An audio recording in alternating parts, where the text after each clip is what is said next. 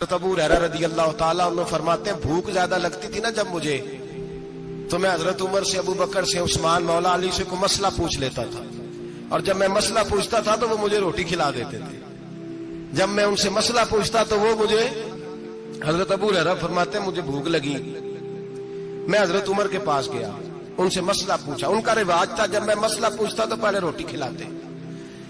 हमारे बुजुर्ग ये फरमाते हैं कि खाने खिला के दीन पढ़ाओ। सिर्फ तुम्हारा कुतुब खाना नहीं खुला होना चाहिए, तुम्हारा दस्तरखान भी खुला होना चाहिए।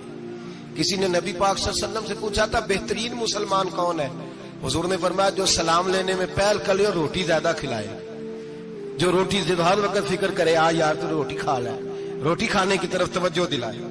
खिलाना सुन्नत है, ज्यादा खाना इसमें भी फर्क रखे। तो नबी पाक सल्लल्लाहु अलैहि वसल्लम के सहाबी हजरत अबू हुरैरा रज़ी अल्लाह ताला अन्हु फरमाते मैंने हजरत उमर से मसला पूछा।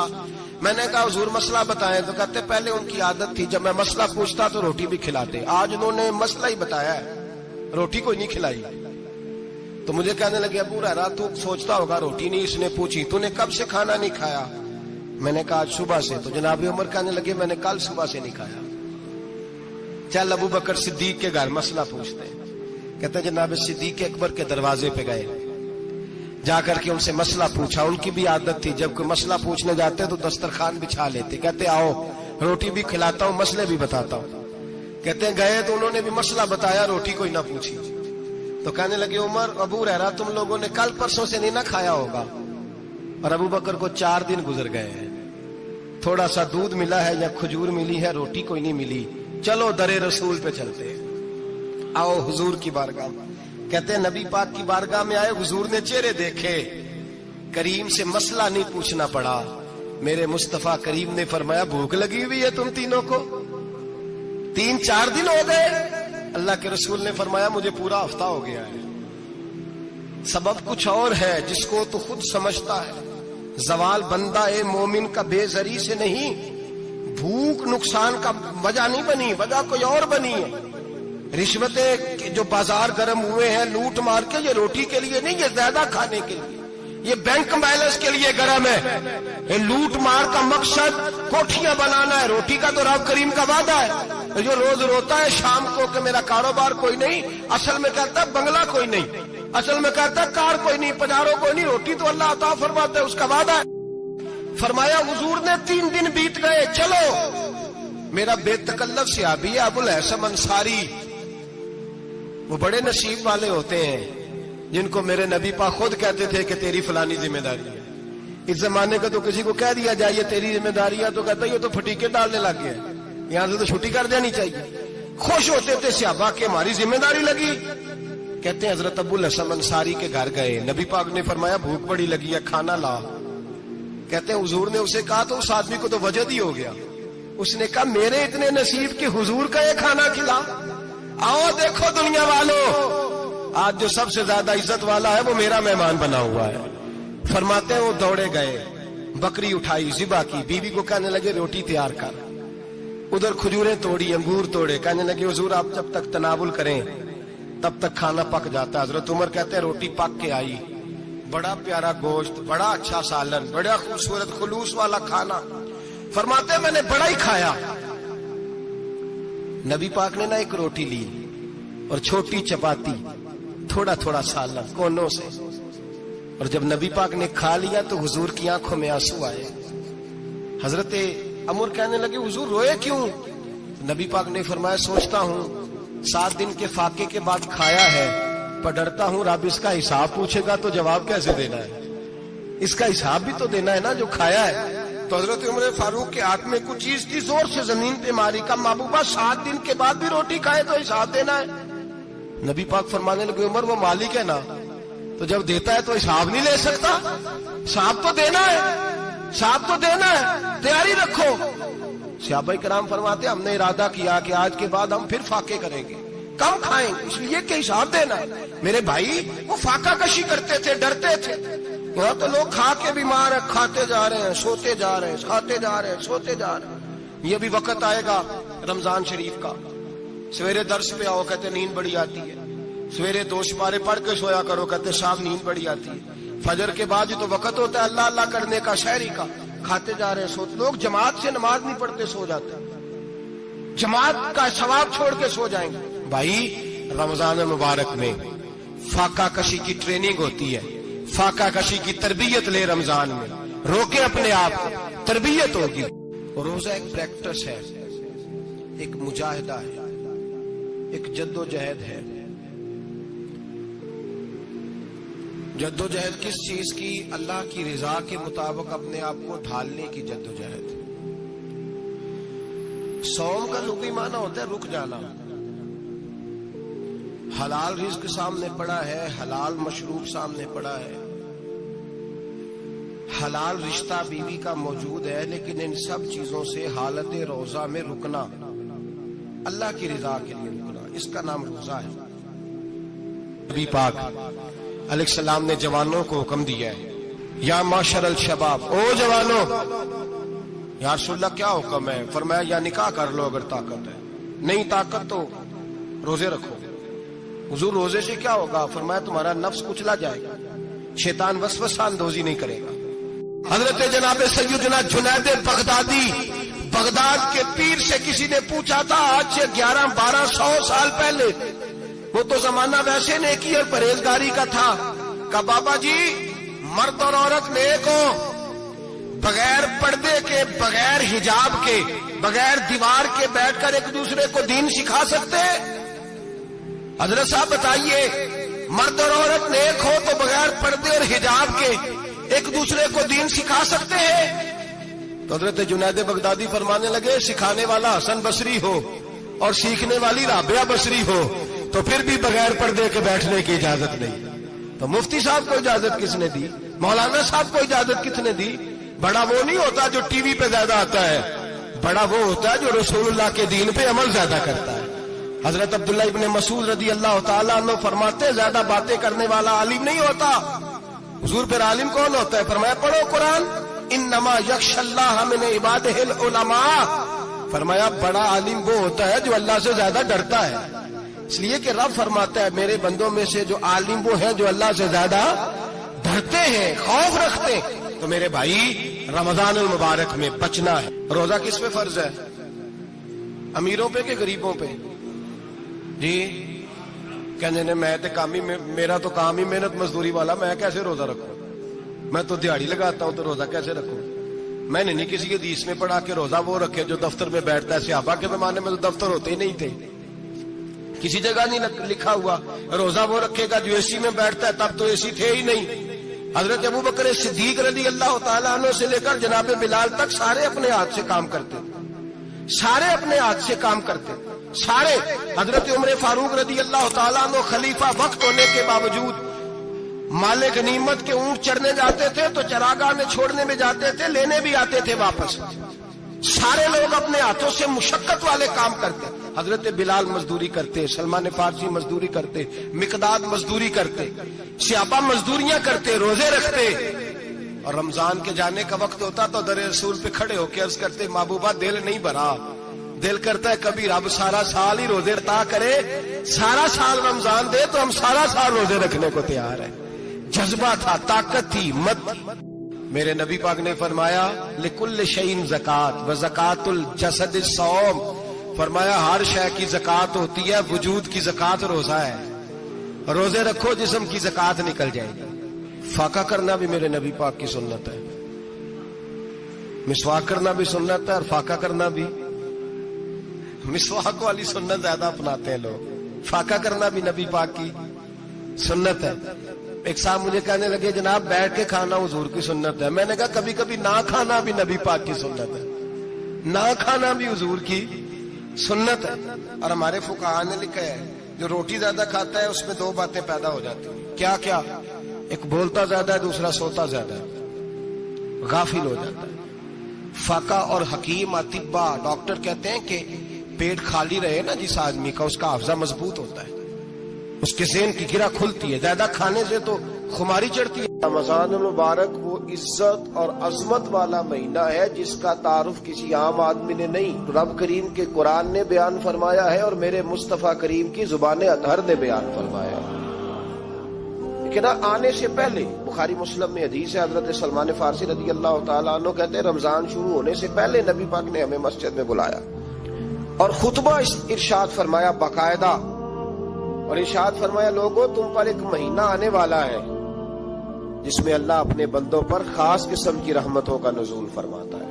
خود رسول پاک نے ہمیں کس قدر زیادہ اس مہینے کا اکرام کرنا ہے اور کس قدر زیادہ اس کو اہمیت دینی ہے اور کس قدر زیادہ ہمارے لیے وہ باعث عظمت ہے کہ جس مہینے کے فضائل خود رسول پاک علیہ السلام نے بیان فرمائے، اور نبی پاک صلی اللہ علیہ وسلم نے فرمایا کہ اس مہینے میں تم نفل پڑھو گے تو اللہ فرض کے برابر ثواب عطا فرمائے گا، اور فرض کا ثواب اللہ 70 گنا عطا فرمائے گا۔ کتنا بولیے؟ تو صحابہ کا مزاج یہ تھا کہ جہاں انہیں پتہ چلتا تھا نا اس نیکی کا ثواب زیادہ ہے تو وہ بھاگ کر اس نیکی کی طرف توجہ کرتے تھے۔ آپ صحابہ کی سیرت کی کتابیں دیکھیے، حضرت انس بن مالک رضی اللہ تعالیٰ عنہ فرماتے ہیں جب نبی پاک علیہ السلام نے رمضان کی شان بیان کی تو صحابہ کا یہ مزاج بن گیا کہ وہ اپنے سارے کام رمضان سے پہلے سمیٹ لیتے تھے، رمضان شریف سے پہلے سارے کام سمیٹ لیتے، لینے دینے کے معاملات صاف کر لیتے، خریداری ہو جاتی، گھر کے اندر کوئی کام کرانا ہوتا تو وہ رمضان سے قبل کرا لیتے، یکم رمضان کو وہ مسجدوں میں ڈیرے لگا لیا کرتے، وہ کہتے تھے نیکیاں جمع کرنے کے ایام ہیں، نیکیاں۔ دیکھیں نا سب سے مصروف ترین زندگی ہمارے نبی پاک صلی اللہ علیہ وسلم کی زندگی ہے۔ 23 سالوں میں نبی پاک علیہ السلام نے 2300 سالوں سے بھی زیادہ کام کیا، بڑا مصروف وقت تھا حضور کا، تین زندگی نبی پاک کی۔ اس کے باوجود اللہ کے رسول ہر سال 10 دن کا اعتکاف کرتے تھے، ہر سال۔ ایک سال جہاد پہ گئے تھے، اعتکاف نہیں ہو سکا، اگلے سال میرے نبی پاک نے 20 دنوں کا اعتکاف فرمایا۔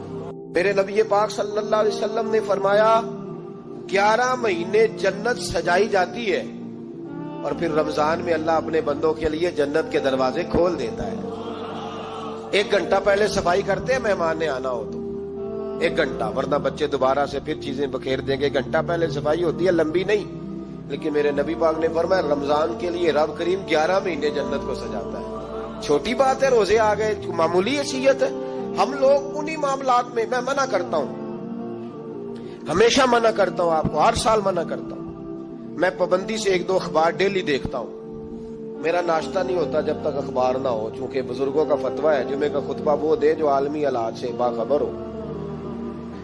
ہم کوئی رسمی تقریر نہیں کرتے کہ لوگوں کو کہیں کہ روزے آ گئے تو کون سا مہینہ چل رہا ہے تو مہینے کے حساب سے خطاب ہو۔ رسول اللہ صلی اللہ تعالی علیہ وسلم کی امت کے جو ذمہ دار اور پہرے دار ہوتے ہیں انہیں امت کی پہرے داری کرنی ہوتی ہے، اس لیے وہ یہ نہیں دیکھیں گے کہ کون سا موضوع چل رہا ہے اس پر میں نے 1 گھنٹہ گزارنا ہے، ترجیحات پر بات ہوگی۔ بات یہ عرض کر رہا تھا کہ میں رمضان شریف میں اخبار نہیں دیکھتا، میری اپیل ہے آپ سے کہ آپ رمضان شریف میں نہ رمضان ٹرانسمیشن بھی نہ دیکھیں، ٹی وی پہ خبریں بھی نہ سنیں، سارا سال سنیے خبریں، ہماری خبریں سننے سے ملک میں کیا انقلاب آ گیا ہے، یا وہ جو ہم نے چوک میں کھڑے ہو کے تجزیہ کیا تھا اس سے کتنے لوگ سنور گئے۔ چھوڑے، جتنا وقت ملے وہ آ کے مسجد میں بیٹھے، اللہ کے گھر میں وقت گزاریں، ٹائم دیں، عبادت آپ کو زندہ کرے گی، روحانیت پیدا کرے گی، توانائی آئے گی، خوبصورتی آئے گی آپ کے اندر، آپ زندہ رہیں گے۔ دنیا داری دلوں کو مردہ کرتی ہے، قرآن کی تلاوت، اللہ کا ذکر، مسجد کی حاضری روح اور دل کو زندہ کر دیا کرتا ہے۔ مسجد میں بیٹھے، حضرت عائشہ صدیقہ رضی اللہ تعالیٰ عنہ فرماتی ہیں، تفسیر روح البیان میں موجود ہے، کہتی ہے ایک دن حضور اچانک میرے ساتھ آرام فرماتے بستر سے اٹھے نکل گئے۔ ہمیشہ نبی پاک علیہ السلام کا طریقہ مبارکہ تھا جب رات کو تہجد کے لیے اٹھتے تو کہتے ابو بکر کی بیٹی حق تیرا ہے، وقت تیرا ہے، پر اگر تو اجازت دے تو میں اپنے اللہ کو راضی کر لوں۔ آج حضور نے پوچھا ہی نہیں، بستر سے اٹھے چلے گئے۔ کہتی میں اٹھی، میں نے دائیں بائیں دیکھا، محبوب نظر نہ آئے، حضور کی تامت استعمال شدہ پڑی تھی، وہ تامت میں نے اٹھا کے اوڑھ لی اور میں نکل گئی حضور کو تلاش کرنے۔ کہتی ہیں جب میں باہر گئی مسجد نبی شریف کے ساتھ جنت البقیع کی جانب، نبی پاک سجدے میں تھے، کہتی ہے میں گئی، تھوڑی دیر کھڑی ہوئی، حضور نے آہٹ سنی تو پوچھا تو کون ہے؟ میں نے کہا میں عائشہ ہوں۔ تو محبوب نے فرمایا یہ عائشہ کون ہے؟ میں نے کہا یا رسول اللہ میں آپ کی زوجہ. فرمایا زوجہ کیا ہوتی ہے؟ یا رسول اللہ میں ابو بکر کی بیٹی. تو نبی پاک نے فرمایا یہ ابو بکر کون ہے؟ حضرت عائشہ کہتی ہے میرا کلیجہ پھٹنے کو آیا. میں وہاں سے پریشان حال واپس آئی. جب میں گئی تھی تب بھی ہلکی ہلکی بارش تھی, واپس لوٹی تو پھر بھی ہلکے ہلکے قطرے بارش کے گر رہے تھے. میں آ کے ہامتی کامتی بیٹھ گئی. تھوڑی دیر گزری تو نبی پاک تشریف لے آئے. تو حضور صلی اللہ تعالی علیہ وسلم نے مجھے پریشان دیکھا تو کہا عائشہ کیا ہوا؟ کہا حضور آج وہ ہوا ہے جو کبھی نہیں ہوا. یا رسول اللہ میں پریشان ہو گئی.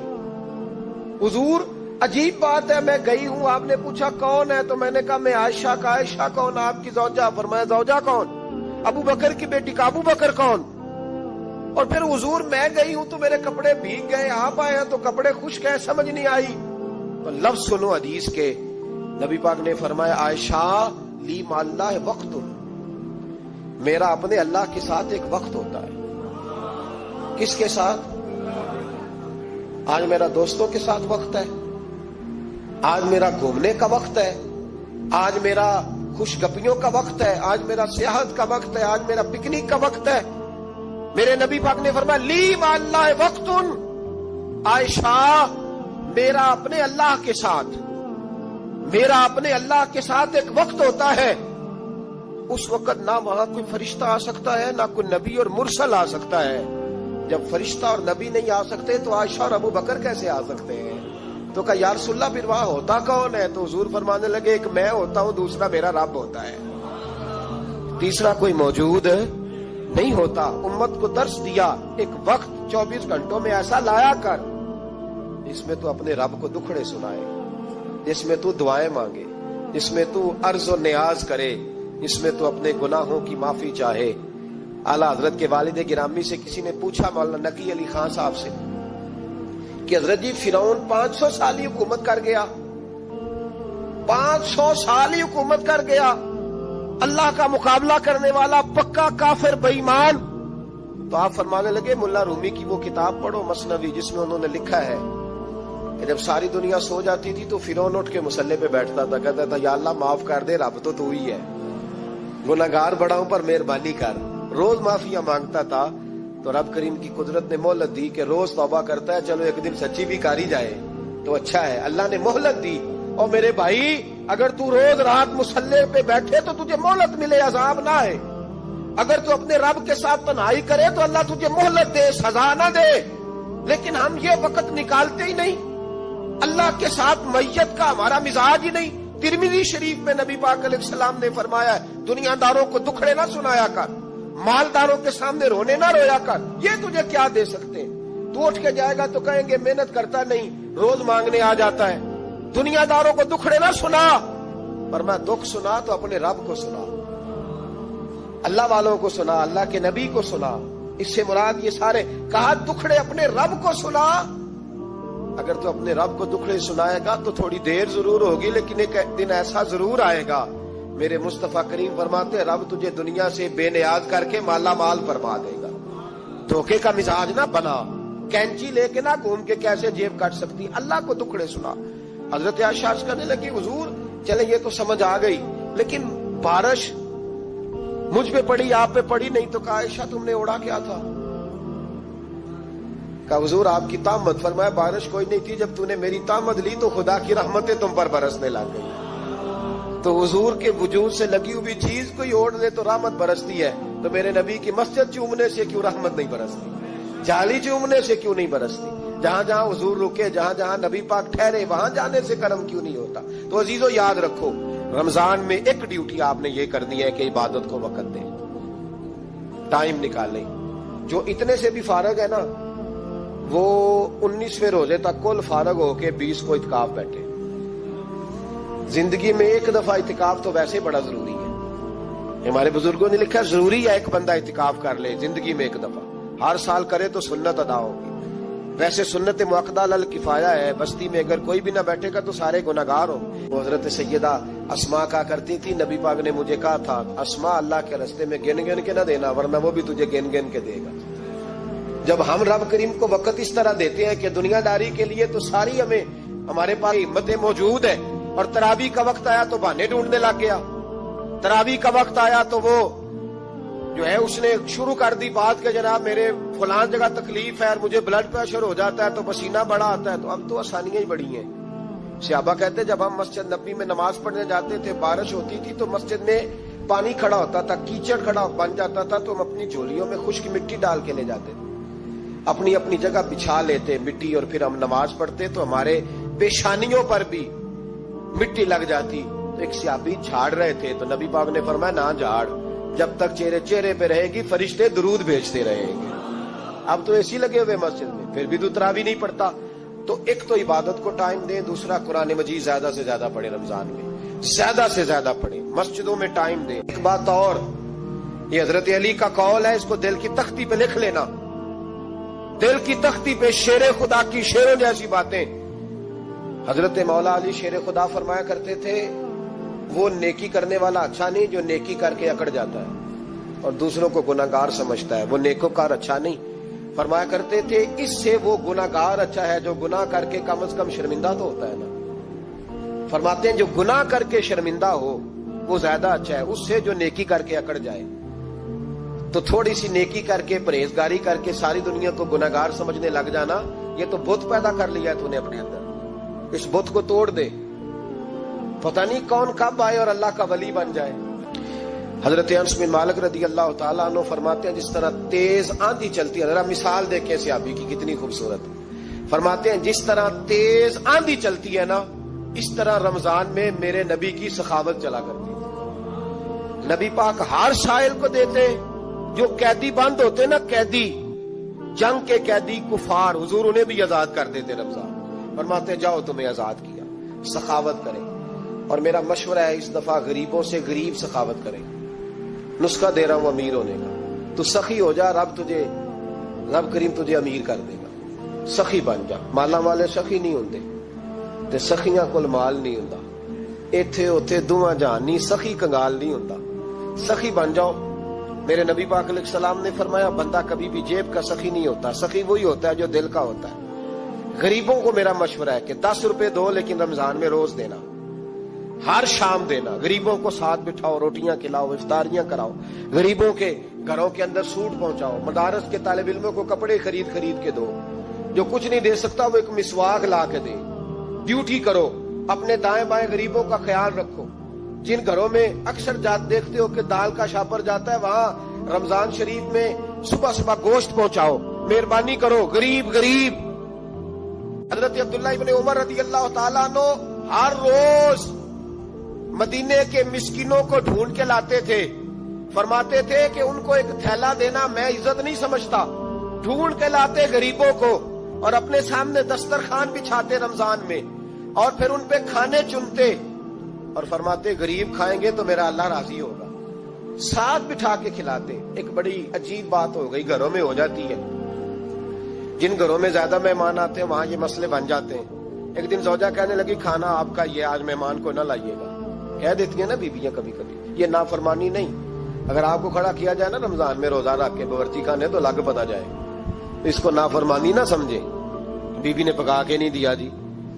تو حضرت عبداللہ ابن عمر کی زوجہ کہنے لگی آپ کا کھانا ہے، مہمانوں کا کوئی نہیں۔ تو حضرت عبداللہ ابن عمر کہنے لگے اللہ تجھے جزا دے، تو روز پکا کے دیتی ہے، چل اس طرح کر، مجھے سرکہ اور کھجور دے دے، روٹی میرے مہمان کو دے دے۔ تو آپ کی زوجہ رو پڑی، کہنے لگی اگر آپ افطاری والوں کا اتنا خیال کرتے ہیں تو میں نہ کروں، مجھے 10-20 منٹ کا ٹائم دے، میں اپنے اوپر وزن بوجھ ڈالوں گی، میں تھوڑی مشقت میں پڑوں گی، لیکن مہمانوں کے لیے افطاری کا ضرور بندوبست کروں گا۔ جب نعرہ لگاتے نا تو کیسر کس طرح کانپتے۔ سفیر آتے روم کے ملنے کے لیے تو کہتے جاؤ عمر نفل پڑھ رہے ہیں، ٹائم کوئی نہیں۔ ایک دن اندر میٹنگ ہو رہی تھی، حضرت عمر میٹنگ میں بیٹھے تھے، آپ کے بیٹے ملنے آئے عبداللہ ابن عمر، ابا جی اندر آ جاؤ، فرمایا دروازے پہ کھڑا ہو، میں ضروری بات کر رہا ہوں، اندر نہ آنا۔ جناب عبداللہ ابن عمر کہتے ہیں میں دروازے پہ کھڑا ہو گیا، تھوڑی دیر گزری تو امام حسین بھی آ گئے، ایک حدیث میں ایک روایت میں امام حسن کا لفظ بھی ہے، امام حسین آئے، آ کے عبداللہ ابن عمر سے کہنے لگے عمر فاروق اندر ہیں؟ تو کہا وہ اندر تو ہے، تو کہا آپ کیوں دروازے پہ کھڑے ہیں؟ کہنے لگے ابا جی نے کہا ہے یہاں انتظار کرو، میں کوئی ضروری بات کر رہا ہوں، لیکن شہزادے میرے لیے کہا ہے، میرے لیے آپ جانا چاہیں تو چلے جائیں. امام حسین کہنے لگے امیر المومنین کوئی بات کر رہے ہوں گے, میں ظہر کے وقت مسجد میں مل لوں گا, ظہر کا ٹائم آئے گا نا تو میں مسجد میں مل لوں گا. یہ کہہ کے چلے گئے. حضرت عمر باہر آئے تو حضرت عبداللہ ابن عمر سے کہا کہ کوئی آیا تو نہیں؟ عرض کی حضور حسین ابن علی آئے. حسین ابن علی. تو کہا اندر کیوں نہیں بھیجا؟ کہا میں نے کہا تھا بے شک چلے جائیں, لیکن وہ کہہ رہے تھے کہ میں ظہر کے وقت مسجد میں مل لوں گا. تو سیدنا عمر فاروق فرمانے لگے عبداللہ تجھے تیری ماں روئے, حسین کو کیوں واپس بھیجا؟ پھر عمر دنیا داروں کے سامنے ڈٹنا, کھڑا ہونا عمر پہ ختم ہے, لیکن جو اندر کی بات ہے نا, روح کی, جو عقیدت کی بات ہے, جو وفا کا رشتہ ہے, اس کو کون سمجھے؟ یہ جو روح کی مجبوریاں ہیں, یہ جو وفا کی مجبوریاں ہیں, اسے لوگ کیا سمجھیں؟ انہیں کیا پتا کہ مرشد کے بیٹے کے پیر چومنے میں حسن کیا ہوتا ہے. انہیں کیا پتا کہ جب استاد کا بیٹا گھر میں آتا ہے تو دل کرتا ہے مکان بیچ کے اسے دے دیں, اس کے باپ کی نیکیاں بڑی ہیں. جناب عمر فاروق دوڑے گئے, امام حسین کے دروازے پہ دستک دی. امام حسین باہر رکھا, شہزادے یار ملنے آئے تھے, بغیر ملے کیوں آ گئے؟ عرض کی کہ آپ مصروف تھے, آپ کے اپنے بیٹے بھی دروازے پہ کھڑے تھے, تو میں واپس آ گیا. امام حسین کہتے عمر جذبات میں آ گئے, سر سے پگڑی گر گئی, کہنے لگے حسین میرے بیٹے کا اور حسین کا کیا مقابلہ؟ کیا اس کی ماں کا نام فاطمہ الزہرا ہے؟ کیا اس کی نانی کا نام خدیجہ الکبریٰ ہے؟ کیا اس کے نانے کا نام محمد مصطفیٰ ہے؟ اور پھر سر سے پگڑی اتری تھی, اپنے بال زور سے پکڑ لیے, کہنے لگے حسین میں نا مکے میں اونٹ چرایا کرتا تھا اور ڈنڈوں سے مار کھاتا تھا اپنے باپ سے. یہ جو آج ساری دنیا میں عمر کے نعرے لگتے ہیں, یہ تیرے نانے کا صدقہ ہے. شہزادے میری وفا اور میری وفا میں جب تیرا دل کرے نا توڑ کے آ جایا کر. عمر تو لوگ, ایک دن امام حسین نے آ کے نا جناب فاروق اعظم سے کہا, خطبہ دے رہے تھے بچوں کی تبھی شروع میں, پتہ نہیں کیا بات آئی امام حسین کے دل میں, کہنے لگے عمر نیچے اترو, یہ میرے نانا کا ممبر ہے. تو حضرت سیدنا عمر, سنو کبھی میرا بھی بچہ آ جائے تو میں کہتا ہوں اس کو پکڑو یار, بچوں کو تو نہیں نا جمعوں میں مطلب ذکر کیا جاتا, اترنا میرے نانے کا ممبر ہے. جناب عمر اتر کے نیچے کھڑے ہو گئے, تو کہا جا کے اپنے نانے کے ممبر پہ بیٹھ. تو حضرت عمر رو پڑے, کہنے لگے شہزادے میرے نانے کا ممبر ہی کوئی نہیں ہے ہی نہیں, یہ ممبر یہ مصلی یہ تیرے نانے کی شان ہے, میرے نانے کا کوئی ممبر نہیں, تیرے ہی نانے کا ممبر ہے. تھوڑی دیر کھڑے رہے تو امام حسین کہنے لگے اچھا کوئی نہیں آپ کے نانے کا ممبر کا نہیں, کہا چلو پھر میرے نانے کے ممبر پہ بیٹھ جاؤ, چلو خیر ہے, کوئی نہیں آپ کے نانے کا, کہا نہیں, تو کہا کوئی نہیں پھر میرے نانے کے. جب حضرت عمر بیٹھے تو بڑا شاندار جملہ کہا, فرمانے لگے میں ممبر پر مرضی سے نہیں بیٹھا تھا, مجھے ابو بکر نے بٹھایا تھا, اور پھر حسین کے کہنے پہ میں اترا ہوں, اب مجھے حسین نے بٹھایا ہے, اب کسی کی جرت ہے تو عمر کو اتار کے دکھائے, اب میں حسین کا تیری نسل پاک میں. یار کتنی بے شرمی کی بات ہے, لوگ امام حسین کو باغی کہے. حضور کا وصال ہوا نا تو امام حسن اور امام حسین کی عمریں ابھی 7-8 سال 9 سال کے بیچ تھیں.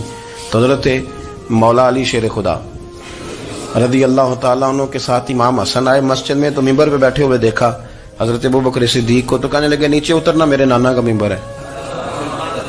بچوں کو بڑی پہچان ہوتی ہے نا ابا کے کپڑوں کی, سے پتا ہوتا ہے کہ یہ میرے نانا کا ہے, یہ میرے نیچے اترو یہ ممبر میرے نانا کا ہے. تو حضرت علی المرتضیٰ نے جلدی سے پکڑا اور پکڑ کے فرمایا دادا حسین حسن یہ کیا کہہ رہے ہو؟